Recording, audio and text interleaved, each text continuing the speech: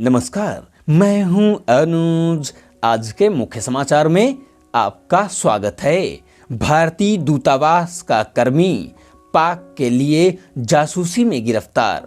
Moscow स्थित भारतीय दूतावास में तैनात कर्मचारी सत्येंद्र सिवाल को यूपी एटीएस ने पाकिस्तानी खुफिया एजेंसी आईएसआई के लिए जासूसी करने के आरोप में मेरठ से गिरफ्तार कर लिया। हापुड़ के इस जासूस पर एटीएस लंबे समय से निगाह रख रही थी।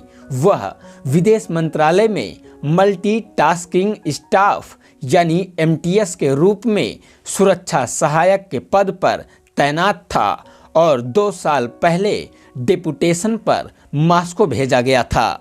उसके खिलाफ लखनऊ के एटीएस थाने में धारा 121 ए यानी देश के विरुद्ध युद्ध छेड़ना और ऑफिशियल सीक्रेट एक्ट 1923 के तहत केस दर्ज किया गया।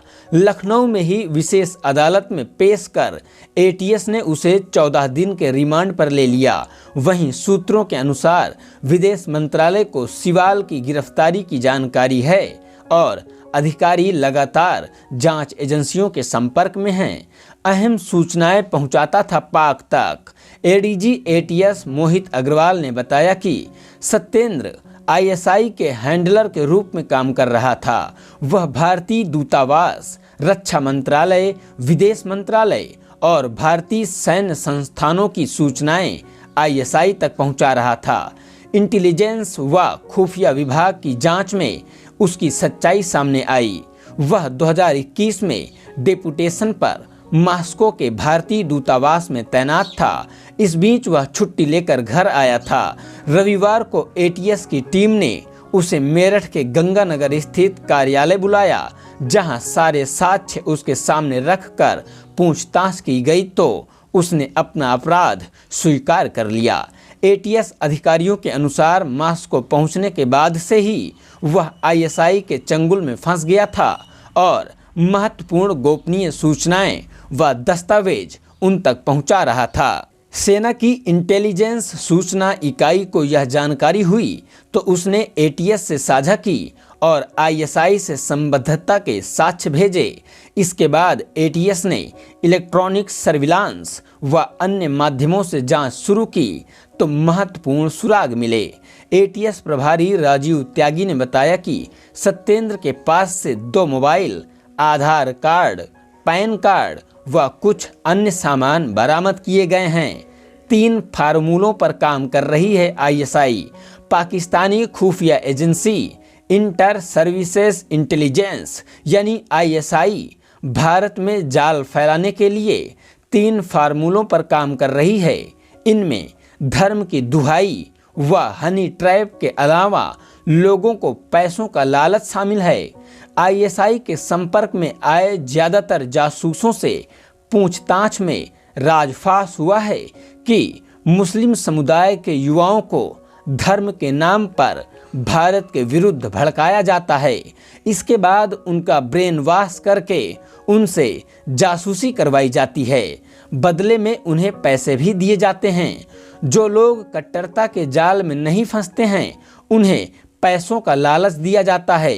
अंतिम फार्मूला हनी ट्रैप का अपनाया जाता है। अन्य को फंसाने में करता था मदद, आईएसआई की मदद करता था। जांच में सामने आया है कि सत्येंद्र दूतावास सहित मास्को में विभिन्न पदों पर तैनात भारतीय अधिकारियों व कर्मचारियों को फंसाने यानी हनी ट्रैप के लिए आईएसआई एजेंटों की मदद करता था। एटीएस की टीमें यह जानकारी जुटा रही हैं कि उसने कितनों को फंसाने में मदद की थी। आईएसआई से मिलती थी मोटी रकम, खातों को खंगाला जा रहा। सत्येंद्र को आईएसआई के एजेंटों से मोटी रकम भी मिलती थी। उसने कितनी गोपनीय सूचनाएं आईएसआई को दी हैं, इसकी जानकारी जुटाई जा रही है। उसके बैंक खातों को भी खंगाला जा रहा।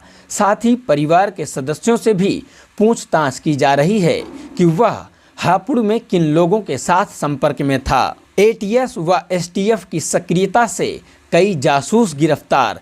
19 दिसंबर 2018 को बीएसएफ जवान अच्युतानंद मिश्रा की नोएडा से गिरफ्तारी। 8 जनवरी 2021 को हापुड़ निवासी सेना के पूर्व सैनिक सौरभ शर्मा की गिरफ्तारी।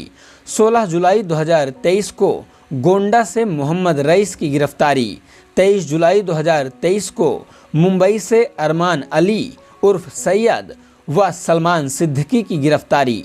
1 अगस्त 2023 को गोंडा निवासी मुकीम सिद्दीकी की लखनऊ से गिरफ्तारी। 17 अगस्त 2023 को कलीम गिरफ्तार। वह पाकिस्तान की जेल से छूटने के बाद मेरठ में पाक के लिए जासूसी कर रहा था। 26 सितंबर 2023 को लखनऊ से शैलेंद्र कुमार पकड़ा गया।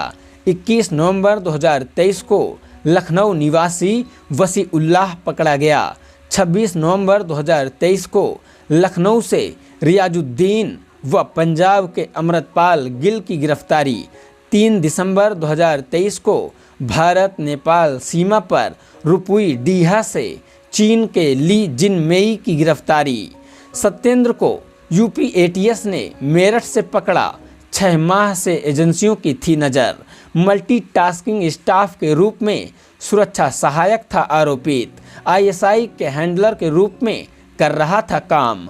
विदेश मंत्रालय जांच एजेंसियों के संपर्क में मामले पर रख रही है पैनी नज़र। इसी के साथ आज के समाचार समाप्त हुए। बहुत बहुत धन्यवाद।